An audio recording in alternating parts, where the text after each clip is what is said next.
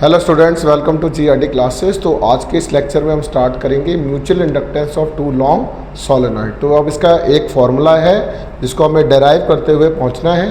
तो स्टार्ट करते हैं कि किस तरीके से ये होगा। तो ये दो सोलेनॉइड हैं जो इस तरीके से प्लेस्ड हैं, को एक्सियली है, कॉन्टैक्ट मतलब इस तरीके से एक कॉइल का दूसरे कॉइल को पूरा सेम सेंटर से इस तरीके से हमने ज्वाइन कर दिया है। जब हमने इस तरीके से ज्वाइन किया है तो मैं आपको फिर से दिखा दूँ।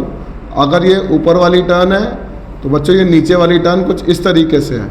तो ये यहाँ से यहाँ तक का जो एरिया है वो common area of cross section है।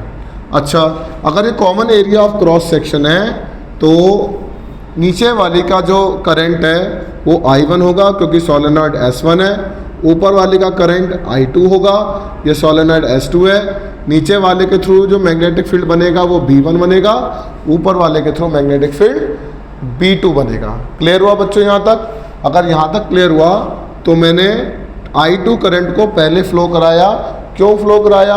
क्योंकि म्यूचुअल इंडक्टेंस के केस में एक कॉइल में करंट पास कराते हैं, दूसरे कॉइल में फ्लक्स का चेंज होता है और ये जितना भी फ्लक्स का चेंज होगा वो EMF इंड्यूस कर देगा। और जितना भी EMF इंड्यूस होगा तो वहाँ से हम phi by I की रेशो निकाल के क्या कर देंगे, हम म्यूचुअल इंडक्टेंस का रिलेशन निकाल देंगे। तो कहता है कि late I2 be the current flowing through solenoid to long solenoid S2, then magnetic field। अब बच्चों जो मैग्नेटिक फील्ड है वो कितना होगा? तो मैंने एक ट्रिक है आप बच्चों के लिए, 222, 121, 111, 212। अब ये कहता है ये क्या चीज़ है, इससे आपकी डेरिवेशन कभी गलत नहीं होगी। ये कोड वर्ड्स हैं, चीट कोड्स मान लेते हैं हम इसे। 222 तो मतलब मैंने सोलेनॉइड S2 की बात करी है। 121 मतलब 1 सोलेनॉइड S1, 2 सोलेनॉइड S2, फिर 1। अब जहाँ जहाँ 2 है दूसरे केस में वहाँ 1 हो जाएगा, यहाँ पे जहाँ 1 है वहाँ पे 2 हो जाएगा। तो इसको फॉलो करते हुए सिखाता हूँ आपको। कहता है let I2 be the current flowing through solenoid S2, then magnetic field कितना होगा बच्चों, B2। अब सोलेनॉइड का जो फाइनल रिजल्ट होता है वो B होता है म्यू नॉट NI की बराबर है। अब यहाँ पे 2 का मतलब ये है कि मैग्नेटिक फील्ड B2 बनेगा, करंट आपने I2 पास कराया है, number of turns per unit length जो है वो N2 है। अब यहाँ पर अगर आपको इक्वेशन 1 क्लियर होती है तो इस मैग्नेटिक फील्ड की वजह से दूसरे कॉइल में फ्लक्स का चेंज होगा और म्यूचुअल इंडक्टेंस हम फाइंड आउट कर पाएंगे। तो कहता है अब ये जो I2 करंट जब पास कराया तो सोलेनॉइड S2 से पास हुआ तो मैग्नेटिक फील्ड B2 बना। Therefore magnetic flux linked with S1 that is phi, वो किसके बराबर होता है, BAN with the number of turns, total number of turns. Area of cross section दोनों कॉइल का कॉमन एरिया है, इस चीज़ को याद रखिएगा। इसमें ना A1 आएगा ना A2 आएगा। अब 1 to 1 का 1 क्या है, फ्लक्स फर्स्ट सोलेनॉइड में चेंज होगा, मैग्नेटिक फील्ड B2 के कारण होगा, नंबर ऑफ टर्न्स जिस कॉइल का फ्लक्स चेंज हो रहा है उसके नंबर ऑफ टर्न्स लिख लेंगे। अब B2 की वैल्यू को यहाँ पुट कर दो। कहता है पुट इक्वेशन नंबर 1 in 2। तो phi जो हो जाएगा phi 1 है, B2 मतलब mu naught N2 I2, mu naught N2 I2 और यहाँ पर हो जाएगा A इंटू N। ऐसा होने के बाद सिंस N जो होता है वो N बाय L होता है, अगर यह N2 है तो N2 हो जाएगा N2 by L, L with the common length that is L। और सोलेनॉइड लॉन्ग सोलेनॉइड है ना तो L लेके चल रहे हैं। तो phi 1 हो जाएगा mu naught N2 I2 A N1 divided by L। इसको रीअरेंज कर लेंगे। You can write phi mu naught N1 N2 I2, ये phi 1 है, ठीक है, और इंटू A, ठीक है। ये इसको रीअरेंज करके डिवाइडेड बाय L कर दिया। अब आपको क्या पता है, कि phi/I की रेशियो को म्यूचुअल इंडक्टेंस कहा जाता है।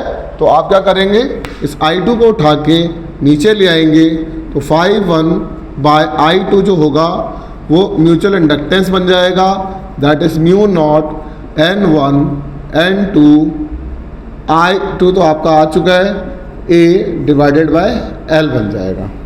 ठीक है, तो ये mutual inductance in coil 1 due to current I2 हुआ है। ठीक है, क्योंकि फ्लक्स का चेंज जिसमें हुआ है उसको हम पहले लिखते हैं, जितना करंट पास कराया था वो बाद में आता है। तो फ्लक्स का चेंज जिस कॉइल में हुआ वो phi1 है, जितना करंट पास कराया I2 वो ऊपर वाली सोलेनॉइड S2 है। तो ये हमारे पास एक म्यूचुअल इंडक्टेंस का एक्सप्रेशन बन गया। अब आपको क्या करना है सर ये वाला जो एक्सप्रेशन है ना, आप नीचे वाली कॉइल के अंदर करंट पास कराएंगे I1, तो इसको हम डाल देते हैं इक्वेशन नंबर 3। आप क्या क्या करेंगे, same line, let I1 be the current flowing through long solenoid S1, क्योंकि अब 111 और 212 चलेंगे।